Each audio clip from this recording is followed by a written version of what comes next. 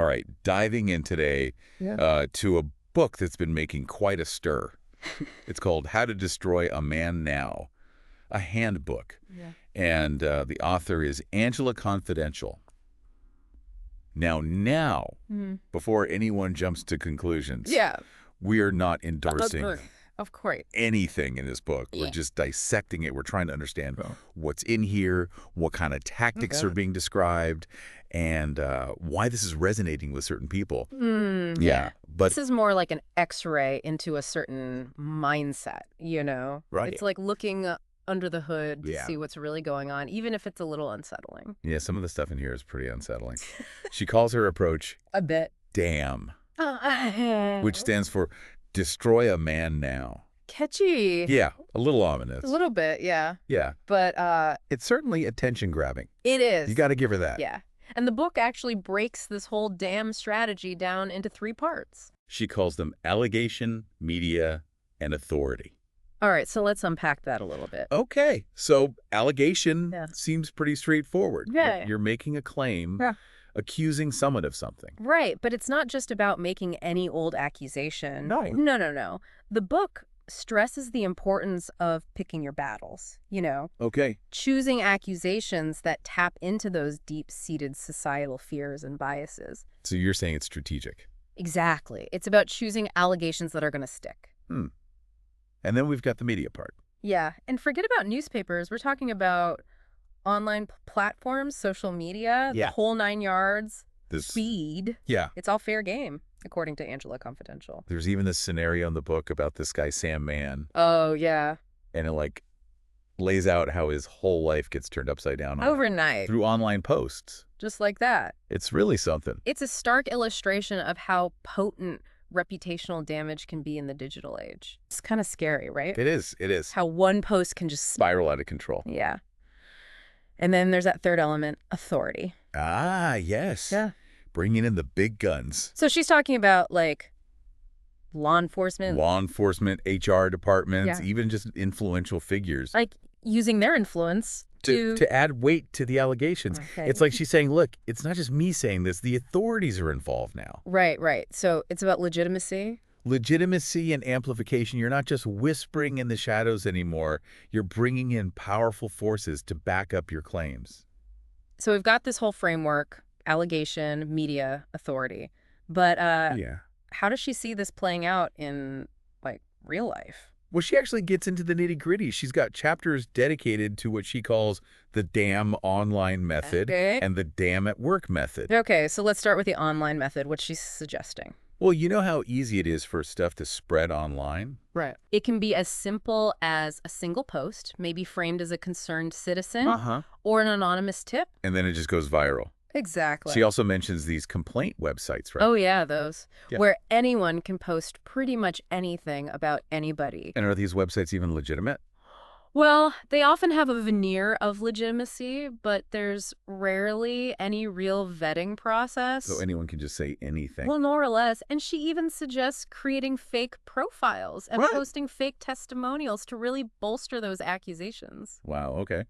And then there's the whole search engine manipulation angle. Yes. Playing the SEO game. I mean, I know about SEO for, businesses. Right. But this is next level. This is weaponized SEO. Yeah. You're talking about burying someone under a mountain of digital dirt, So even if the allegations are completely false, even if they are. they're still out there. It's almost impossible to scrub something completely from the internet. It's like a permanent stain. It can be. It can be. So that's the online strategy. Mm-hmm. What about the DAMN at work method? That one's all about exploiting workplace policies and the fear of lawsuits. Okay, so she's talking about discrimination lawsuits. Discrimination, harassment, anything that can make a company sweat. So it's leveraging that fear. Absolutely. Fear of legal repercussions Okay. and reputational damage. So how would someone even do that? Well, the book suggests lodging very carefully worded complaints with HR. Using language that triggers those sensitivities, but without crossing the line into outright lies. So it's strategic again? It's all about strategy. You want to hit those pressure points. She even has this example in the book about this employee, Oh, yeah, I remember that one. Kathy, Right. who basically uses this to sabotage her colleague. Poor Eric. It's like a master class in... Manipulation, right. Yeah. It's chilling, really. It is. Because it shows just how easily these tactics can be used in a professional setting. Where people's careers are on the line? Livelihoods, reputations. Right. Okay. Yeah. So this is all pretty dark stuff. What's her justification for all this? Like, why does she think these methods are necessary? Well, her main argument revolves around this idea of a power shift in society. She believes that women have gained more power in recent years, while still holding on to this perception of being victims. So she's saying women are using that to their advantage. That's her claim. She even goes so far as to argue that this shift is a positive development. So she's saying women are winning by turning the tables, so to speak. By destroying men's lives. Well, that's her perspective. It's definitely a provocative one. It is. And it raises a lot of questions about power dynamics between men and women in society. Yeah, a lot of questions. Definitely food for thought, that's for sure. Okay, so we've been focusing on these damn men tactics. Yeah. Online and at work. Yeah. But she hints at applying these principles in other areas too, right? Right.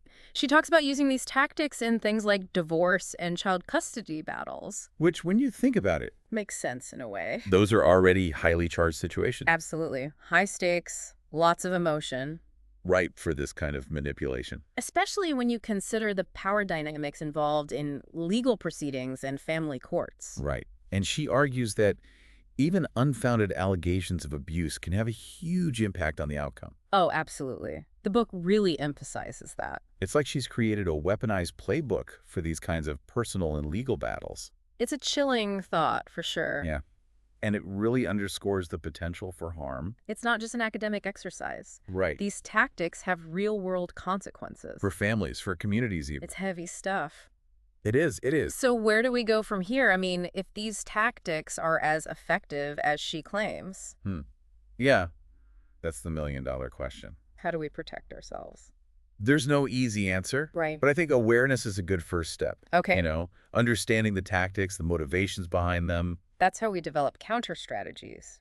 Exactly. Knowledge is power, right? Right. The more you know about how these strategies work, the better equipped you are to spot them. Anticipate them. And maybe even mitigate their impact. So it's almost like a game of chess. It is, in a way. You have to know your opponent's moves to stay ahead. Precisely. And part of that is understanding the broader context. Oh. You know, this whole power shift that she talks about. Whether you agree with it or not, it highlights the complexities of the world we live in. It's not just about individual tactics. Oh, yeah. It's about those underlying societal forces. Exactly. Yeah. And that's where critical thinking comes in. So we need to be able to analyze information. Question assumptions. Consider different perspectives. It's about not taking things at face value. Because we can't just react to these tactics, right? No, we have to be proactive. Shape the world we want to live in. Absolutely. Yeah. That means having these difficult conversations, challenging harmful narratives, and advocating for systems that are fair and accountable. So we've covered a lot today. We have. Unpacked the whole damn framework. Looked at how it's used online and in the workplace. And even touched on its implications for personal relationships. And while it's been a pretty intense deep dive, Yeah. I think these are essential conversations to have. I agree. Because ignorance is definitely not bliss when it comes to power and manipulation. No, it's not. And the more we understand these tactics, the better equipped we are to navigate the complexities of the modern world. And create a better future. Exactly. A future where everyone can thrive. That's a great note to end on. So, as always, we leave you with this. Keep learning, keep questioning, and keep striving for a better tomorrow. Well said. Building a case almost. Yeah. But the goal isn't justice. It's to inflict damage. Right. So we've got this damn framework, allegation, media, authority. Right. But how does this actually, play out? Does she give specific examples? Oh, yeah, for sure. She has whole chapters on what she calls the damn online method. And the damn at work method. Okay. Let's start with online. What does that look like? Well, you know how easy it is for information to spread online, right? Yeah. Like one well-crafted post, maybe disguised as like a concerned citizen, right, or an anonymous tip. And then it just takes off. Exactly. And she talks about these complaint websites, right? Oh, yeah. Where anyone can post anything about anyone, pretty much. Were those even legitimate? Well, they have this appearance of legitimacy, But they often lack any real vetting process. So, Anyone can just say anything. pretty much. And she even suggests creating fake profiles Wow. and posting fake testimonials. To make the accusations seem It's more... terrible. Yeah. And then there's the whole search engine manipulation angle. Right. SEO, Yeah. but weaponized. This is like next level stuff. Yeah. Burying someone under a mountain of digital dirt, even if it's all made up. So even if it's false, It's out there. And it's almost impossible to completely remove something from the internet once it's there. it's like a permanent stain. It can be, yeah. Okay, so that's online. What about damn at work? How does that work? Well, that one focuses on exploiting workplace policies and the fear of lawsuits. Okay, so she's talking about discrimination lawsuits, things like that. Discrimination, harassment, anything that'll make a company nervous. So leveraging that fear of legal repercussions Basically. to damage someone's career. Right. She suggests lodging very carefully worded complaints to HR using language that triggers those sensitivities but without crossing the line into outright lies. So it's strategic. It's all about strategy, hitting those pressure points. She even has this example about this employee, Kathy, who uses these methods to sabotage her colleague. Eric. I remember that one. It's like a masterclass in manipulation. It's chilling It is. how easily these tactics can be used in a professional setting. Where people's careers are at stake. Yeah, their livelihoods. Reputations, everything. Right. Okay, so this is all pretty dark. What's her justification for all of this? Why does she think these methods are necessary? Effective, even? Well, her core argument is about this idea of a power shift in society. She believes that women have gained more power recently while still benefiting from the perception of being victims. So she's saying that women are using that to their advantage. That's her claim, yeah. Yep. She even argues that this shift is a positive development. So she's saying women are winning by turning the tables, you could say. by destroying men's lives. Well, that's her perspective. It's definitely a provocative one. It is. And it raises a lot of questions about power dynamics between men and women. A lot of questions. Yeah, definitely food for thought. We've been talking about these damn tactics Right. online and at work. Mm-hmm.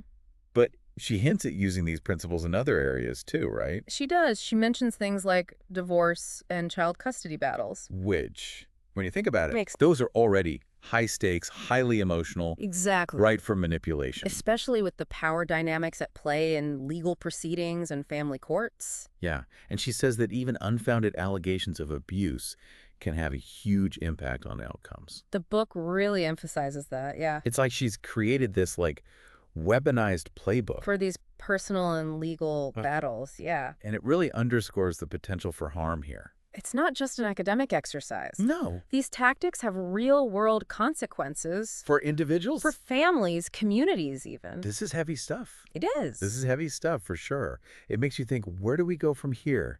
I mean, if these tactics are as effective as she claims, how do we protect ourselves? That's the question, isn't it? No easy answers, unfortunately. But I think awareness is key. Awareness. Yeah. Understanding the tactics themselves, the motivations behind them. That's how we start to develop counter strategies. So knowledge is power, like they say. Exactly. The more you know about how these strategies work, the better equipped you are. You can recognize them, maybe even anticipate them, and hopefully mitigate the impact. So it's almost like a game of chess. In a way, yeah.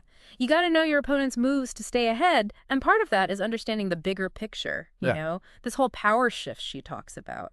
Whether you agree with it or not, it highlights just how complex things really are. It's not just about individual tactics. Right. It's about these underlying societal forces at play. And that's where critical thinking comes in. Absolutely. We need to be able to analyze information, question assumptions, consider different perspectives. Because we can't just react to these tactics. No, we have to be proactive, shape the kind of world we want to live in. And that means? It means having these tough conversations, challenging harmful narratives, and advocating for systems that are fair and accountable. So we've covered a lot of ground today.